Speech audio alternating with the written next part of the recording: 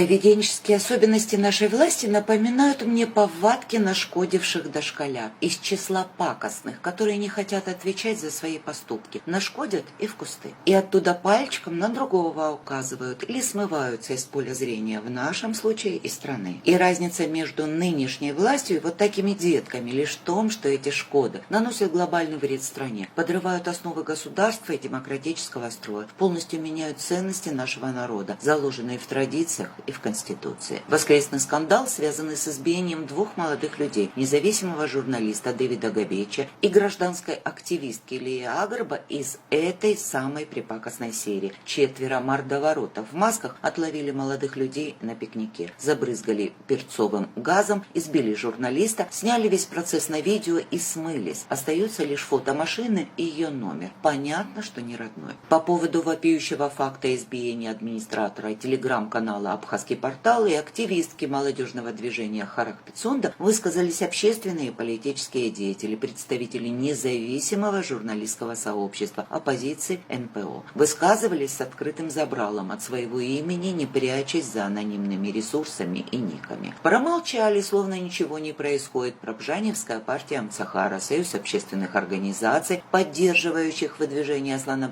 на выборах 25 года, парламент, государственные СМИ и спутник Абхазия. Даже отвечающий за проколы Бжания глава президентской администрации Абисалом Кварча тоже не нашел подходящего к случаю заклинания. Но, конечно, и сам Бжания молчит, словно воды в рот набрал. Удивительно, что вообще не смылся из Абхазии, увидев скопление возмущенных людей у офиса Абхазского портала. За власть ее сторонников ответили анонимы и анонимные каналы. Громко и сразу, с огромным количеством подписчиков, заявившие о себе в начале сентября, аккурат к появлению в сети скандального протокола Козак Бжания. Они принялись разоблачать, но не преступников, а потерпевших. И их усилиями мордовороты в масках превратились в полицию нравов, в таких блюстителей нравственности. Анонимы глубокомысленно вопрошали, что делали молодые люди в жаркое осеннее воскресенье за городом, и предлагали варианты. Потерпевшие сами себя обрызгали газом, нанесли друг другу побои, украли свои телефоны. Количество побоев показалось анонимам недостаточным. На их профессиональный взгляд, опухшие от газа молодые люди чересчур хорошо выглядели. Они не разглядели сотрясения мозга, синяков и ссадин от Дэвида и обожженного лица Лии. Перед ними стояла другая задача – оправдать преступников. Да разоблачались до того, что стала понятна связь между анонимными каналами и мордоворотами в масках. Прямая связь. Мордовороты стали их источниками информации. Бжаниевские пиарщики так увлеклись, что слили по неведению информацию, которая была известна лишь избивавшим и потерпевшим, меню пикника, и сообщили об этом на анонимном информационном ресурсе. И вот тут есть еще одна безумно интересная деталь. По словам Аслана Бжания, конфиденциально переданным представителям гражданского общества в качестве угрозы, этот канал принадлежит администрации президента России. Еще один неудивительный штрих к портрету нашего президента, который не брезглив и готов использовать любые средства для достижения цели. А уж указывать пальчиком на другого – просто любимое занятие. Интересно,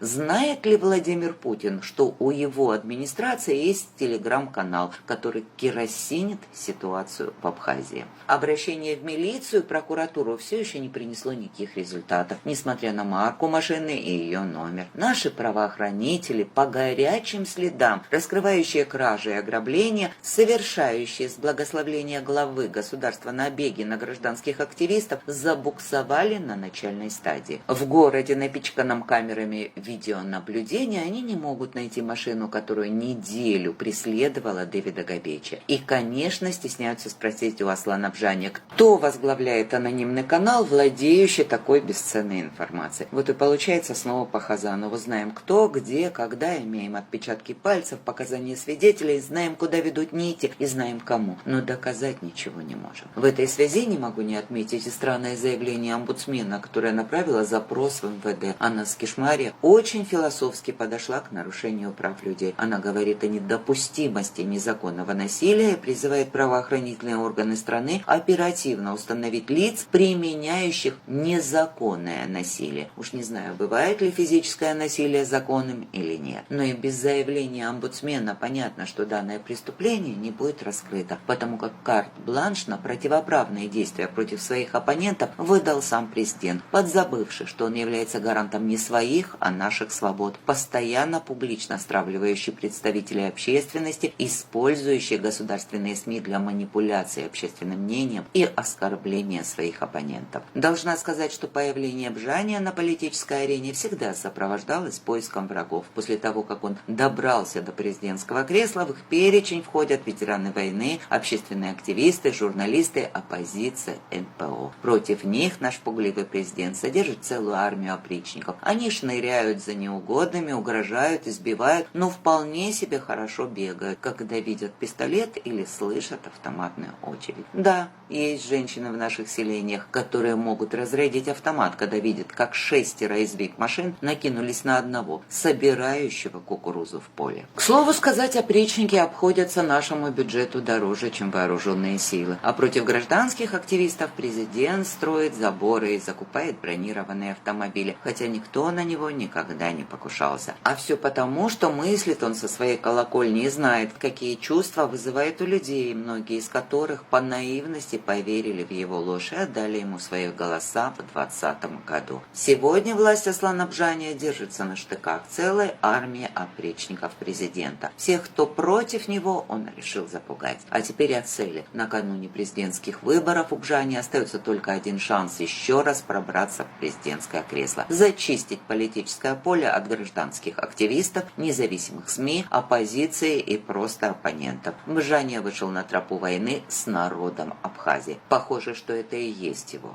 последний патрон.